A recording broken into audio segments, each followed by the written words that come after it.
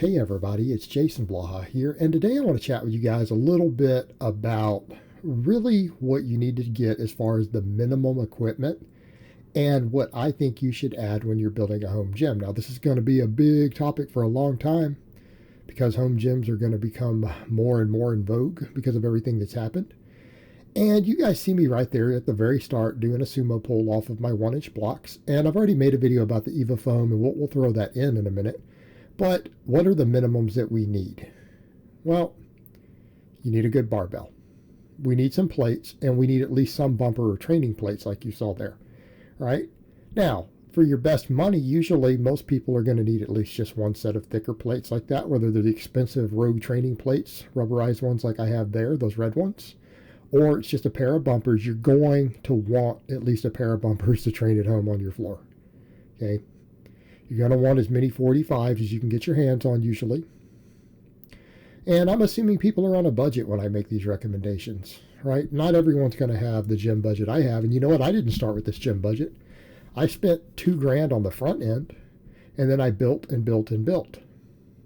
You know, it took me a couple years to build this gym that I have. So what you want on the front side, the bar you guys see me using for a lot of that, not what I'm benching here with, but that power bar.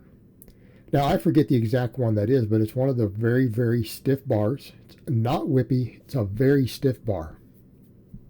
Okay.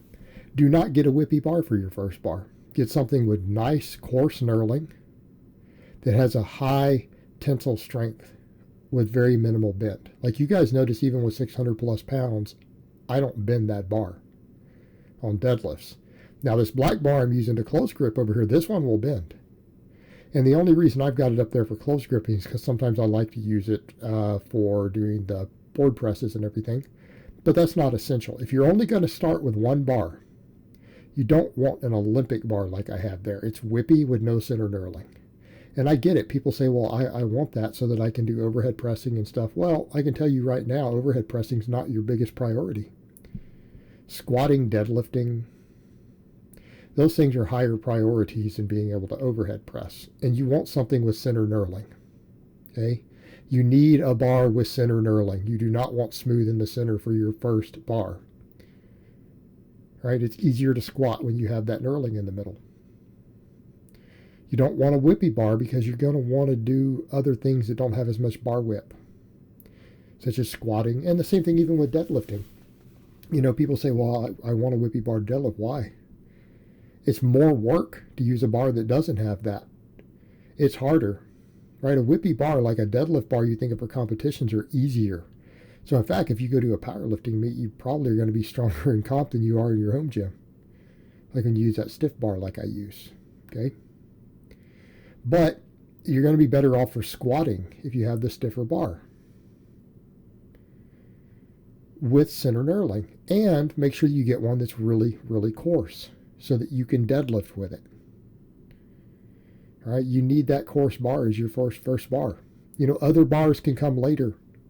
I have a whole collection of bars. I would say eventually you want a plethora of bars. But you know what? You're going to have to start with just one. And something like what you see me using right there, stiff bar, notice it doesn't bend, very coarse knurling, has knurling in the middle, put on your back for squats. Okay, that's what you want for your first bar. You know, it might scratch your chin when you overhead press, but I would say fix your bar path. And you don't have to overhead press. It's not as essential as the other movements are. That's what you need. Okay, many 45s as you can get. Guys ask about 35s. I'm like, no, don't waste your time with 35s. They just take up space. Right? A 25, two 10s, right? Two 10s, because then it lets you do 20-pound jumps. Couple 5s, couple 2.5s. Okay, that's what you want. And then from there, you just fill in as many 45s as you can get good deals on or your budget allows for over time. But you need the bumpers. You need those skip 35s. They're not a good investment. They just are space fillers. Because if you have a 25 and you put a 10 on there with it, you've already got that. And then if you've got other smaller plates to just build up off of, it's easy to do. And those smaller plates are easy to deal with. The 35s just really get in the way and they're unnecessary. They really are. I don't even bother. I don't even recommend people buy them. And I've seen writers over the years say they're just kind of a waste. Okay, you need a decent rack. I don't care if it's a half rack like I use. This one's rated to 1,000 pounds. Be aware of the weight rating. A lot of times we'll see a really good rack and you say, oh man, that's a great deal, and it'll be a really light rack. Just be aware of the limitations, and that's okay. If your budget is super tight and you have to start with a rack that's only rated to safely hold 400 pounds, which is a whole hell of a lot of them. A lot of the cheap racks are 400-pound racks out there, by the way. It's very common. Made out of lighter metal, sheet metal. They're not super thick. They can't handle a lot of weight.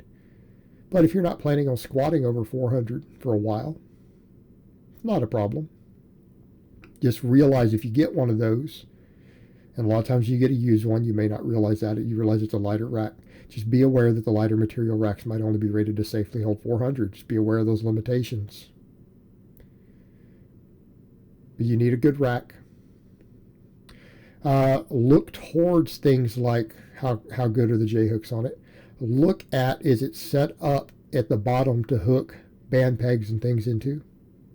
Okay, those are the features you look for your money. That's really, really where you need to look at with any rack or half rack you get. Is it equipped to hook bands onto? Because bands really give you an enormous amount of versatility for a home gym. Okay, enormous versatility. They're worth it. So make sure it's got a way to hook up band pegs. Look at the design at the bottom. Look at the weight rating. Find the best value for your money based on your budget around that. What do we want to get outside of that? Well, obviously you need a bench. We all need a bench. It's more versatile than just a bench press. Now, we could argue, people will say, well, should I get one that adjusts? Well, they cost more, and they usually handle less weight. Just be aware of that. How important is inclining to you? Because it's not just the case of, well, I want to incline, I need the incline, versus is that bench going to cost me more, and is it going to have a lower weight rating as a result of it? Is it less stable? Okay, just stuff to think about. Was a factor for me because at the time I didn't care about incline. I still rarely mess with any inclining. On occasion, not that important to me. Might be one day I might get an incline bench eventually. There could be use, but I would need dumbbells and all sorts of stuff to really benefit from it. Don't worry about it. Bands, what you get next, because this is the basics. You need those plates, a bar, a rack, a bench. Okay. That's your basics. Beyond that, what order of stuff should you be looking at? Well, those EVA foam pads, and you saw just me doing the block pulls, the benefit there. I've done a whole video on that. They're worth your while. But I'm a big believer in box squatting. So they're useful for box squatting. I consider the equipment to do that to be a high priority. That's just me. Consider that a high priority for my own clients. But they also give you some floor protection. They give you some sound dampening on the floor. You know, you combine some of those pads with having at least one set of bumpers, it's going to give you a lot of ability to pull off the floor. Okay? It's going to help you a lot. Be very valuable to you. But after that, we look at bands. Okay? We look at bands. Bands bring a lot to the table. You know, and I would say realistically, if you get a good set of bands, right? I'm using Rogues there. I'm using a set of reds there, a set of blues with it.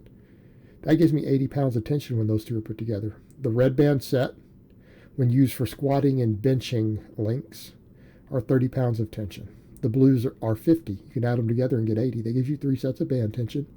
You can combine them together when you do other stuff like face pulls. So a pair of each of those is a good start. They're relatively inexpensive. And for people who say, well, how close are those ratings? Well, I've measured all mine with a digital scale. They're within a pound. You know, if I pull them up like on the way that it's set up on a bench or a squat, and I pull them to peak tension at the lockout and measure them with a scale on my band pegs, they're about within 1 pound usually of their advertised weight. So like the 30-pound set, it's about 15 aside. It tends to be 14 to 16. They're pretty close actually. Been my experience. I've measured all my band sets, by the way, so I know where they're at in the different positions with a digital scale. They're pretty accurate. So Rogue's actually got that dialed in, but that's not per band, it is per pair. Some of them have tried to say, like one of my guys called them before and asked, hey, you know, were they, is it per band or per set? And they told him per band, which isn't true. I've measured them. It is per set. The rating is it's 50% of that rating when you measure it on an individual band. But bands will give you a lot. So I would say in that order, get the things I listed first: rack, plates, bar, bench. Next, get EvaFoam. Next, get bands. That's basic equipment. That's your basic minimums, I think, to really have a decent home gym. And then you expand from there. All right, guys, well, that's really all I have to say on that today. I hope it's been informative, and I will talk to you guys next time.